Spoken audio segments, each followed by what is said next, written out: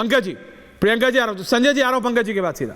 पंकज शर्मा जी, पंकज जी आपने सबको सुना। पंकज जी देखिए, मैं तो हमेशा इंतजार करने के लिए तैयार हूँ। Thank you sir.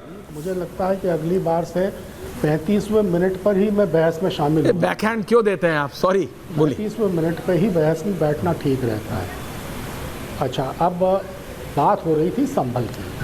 मैं ये जानना चाहता हूँ कि क्या विपक्ष के नेता को कहीं पर अगर अशांति है, कहीं पर अगर लोग परेशान हैं, कहीं पर अगर मनमानी हो रही है, कहीं पर अन्याय हो रहा है, तो वहाँ जाने का अधिकार नहीं है?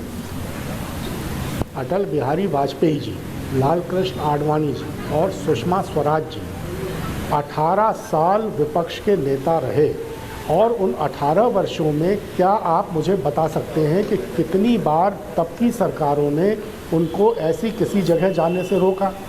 लेकिन अब पिछले 177 दिन से राहुल गांधी विपक्ष के नेता हैं और हर रोज़ उनको संसद में बोलने से रोका जाएगा, उनकी बातों को कार्यवाही से बाहर किया जाएगा। अगर वो इस तरह की किसी जगह का दौरा करने जाएंगे तो वहाँ उनको जाने नहीं दिया जाएगा। क्या एक स्वस्थ लोकतंत्र के लिए ये सब अच्छे लक्षण हैं?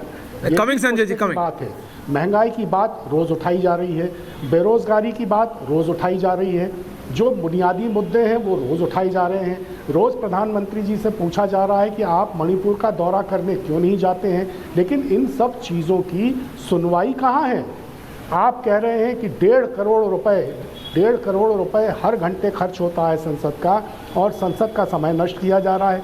अरे 10 साल में संसद की बैठकें बुलानी ही बंद कर दी हैं करीब करीब। आपको पता है ऐश्वर्य जी, 135 दिन साल में संसद की बैठक हुआ करती थी।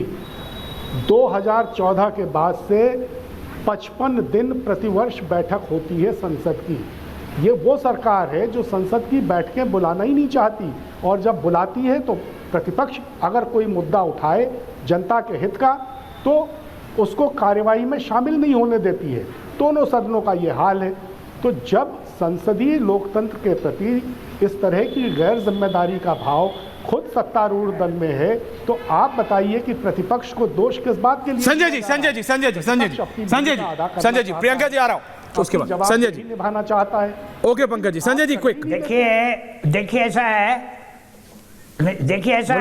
मैं आपको, देखिए ऐसा है, राहुल गांधी एक मुद्दा ऐसा बतला दें पंकज जी, या कांग्रेस पार्टी के जो उन्होंने एक प्रोडक्टिव ढंग से उठाया हो, बाहर जाते हैं मुंह खोलते हैं, देश के खिलाफ हो जाता है।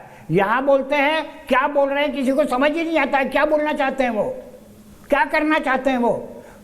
खाली अपने, उनको पब्लिसिटी क्यों मिलती है मुझे समझ में नहीं आता है। जो आदमी अनर्गल बात करे उसको पब्लिसिटी क्यों मिलती है? जो इतने अच्छे अच्छे लोग हैं, बोलते बोलते हमें ही ठोक दिया, बात करते हैं, उनकी पब्लिसिटी नहीं होती है।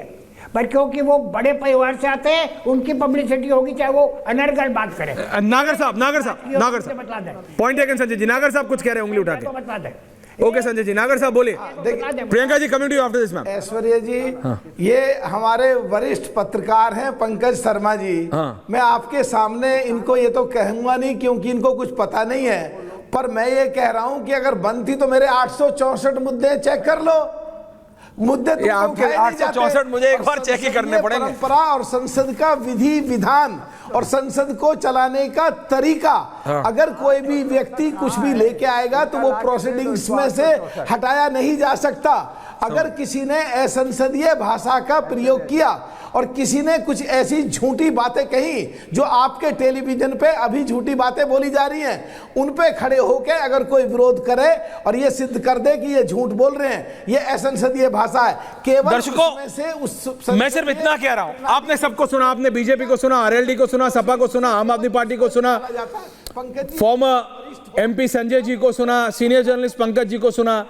आपको लग रहा है कि आपका कोई भी एक मुद्दे पे ये लोग बात करने के लिए रेडी हैं या तैयार है?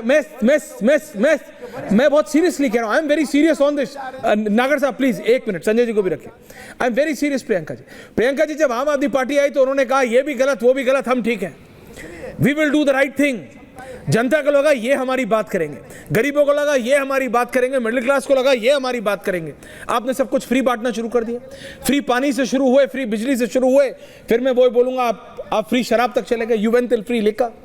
अब कुछ भी होता है, कहीं भी होता है, आप सरकार को ब्लेम करते हो।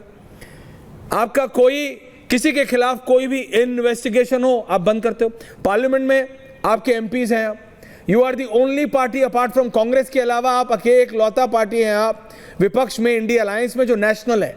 You are a national party now. आपकी जिम्मेदारी बड़ी है प्रियंका जी। ऐश्वर्या जी, आपको पता है कि we are also the most hounded party in the century of the politics. मतलब आप देखिए हमारे सारे नेताओं को इन्होंने जेल में डाल दिया। आपने मुद्दा छेड़ा, ये बहुत कॉम्प्लिकेटेड मुद्दा और मैं इस पर बहुत विस्तार से बहस भी करने को तैयार हूँ, बट वो भी एक फर्जी केस था। कोर्ट ने लिखा कि कैसे ईडी सीबीआई का दुरुपयोग किया गया। मैं नहीं कह रही, सुप्रीम कोर्ट और बाकायदा ट्रायल कोर्ट ने कहा, और आप इनकी बातों में आ रहे हैं। ये कैसी सरकार है? ये गुजरात में आज की खबर है कि एक ड्रंक ड्राइवर मर गया। इनकी तो वहाँ गुजरात में बैंड है अल्कोहल और ये हालत है। अयोध्या को इन्होंने शराब की नगरी बना दिया। इनकी बातों पे आप कैसे इतने सालों से विश्वास करे जा रहे हैं? कमर तोड़ महंगाई हो रही है, 20 राज्यों में ये कहीं फ्री बिजली नहीं दे पाते। अगर हमने जनता के मुद्दों पे ही काम करना है, अगर दिल्ली में 24 घंटा बिजली आती है आज, जो एकमात्र राज्य है देश का 24 घंटा बिजली वाला, ये जनता के मुद्दों पे काम करना है। अगर हम फ्री की बिजली देते हैं, जनता के मुद्दों पे काम करना है। फ्री का पानी, जनता के मुद्दों पे काम करना है। आज अगर फ्री शराब पे आवाज उठा रहे हैं, ये जनता के मुद्दों पे काम करना है। अगर सबसे कम महंगाई है आज देश में किसी शहर में, वो दिल्ली में राजधानी होने के बावजूद, ये जनता के मुद्दों पे काम है। हाईएस्ट पर कैपिटा इनकम कहीं है, दिल्ली में है, ये जनता के मुद्दों पे काम है। कहाँ हम लाग किए, ये सब करा हमने, इसके बावजूद, जबकि इन्होंने हमारे सारे नेताओं को जेल में डाल दिया। आप सोचो भाजपा के 2 टॉप नेता जेल में डाल दो, दरी बिछाएंगे सारे भाजपाई। अभी भी बिछा रहे, सारे कांग्रेसी आ गए हैं भाजपा में, बट खैर तब तो इनकी बिल्कुल ही कोई पॉलिसी भी इंप्लीमेंट नहीं होगी। तो ये और कैसे जनता के मुद्दों पे काम करना होता है? या आपने अजय आलोक के मुंह से लॉ एंड ऑर्डर पे एक शब्द नहीं सुना, आपने उनको क्वेश्चन नहीं किया। पूछो उनसे, तभी देश सुधरेगा। नहीं तो ये ऐसे ही आके अजय जी आ रहा हूं। ये मेन ब्रूटल मेजोरिटी में ये पार्टी है और ये हम पे क्वेश्चन करते हैं, कभी जवाब नहीं ओके प्रियंका जी, अनुराग भदौरिया इनके पास पंजाब का मुद्दा उठा रहे हैं। अमृतपाल को हमने अरेस्ट किया, आज भी हमारी पुलिस ने उनको बचाया, एक अनहोनी होने से बच गई। ये इनके यहाँ पे वाई सिक्योरिटी होती है महाराष्ट्र में और पॉलिटिशियंस को मार देते हैं। इनके यहाँ पे दिल्ली में चल रहा है जो चल रहा है, सारा कानून अस्त मस्त चल रहा है। Okay Priyanka ji, questions. Okay Priyanka ji. अनुराग भदौरिया एंडिंग कमेंट्स। अजय जी आ रहा हूं। अनुराग भदौरिया, देखिए भारतीय जनता पार्टी के साथ समस्या है कि भारतीय जनता पार्टी जनता के मुद्दों पे चर्चा नहीं करना चाहती है।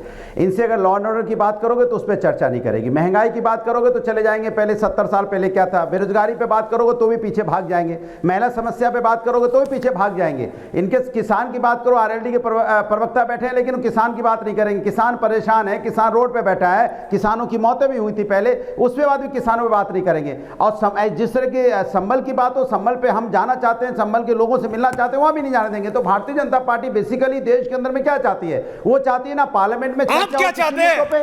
What do you want? चर्चा, सभा क्या चाहती है? हम चाहते हैं देश के अंदर में हम चाहते हैं देश के अंदर में नफरत की राजनीति खत्म हो, विकास की राजनीति। तो बात करो उसकी अनुराग जी, बात करो उसकी। अजय आलोक जी, अजय आलोक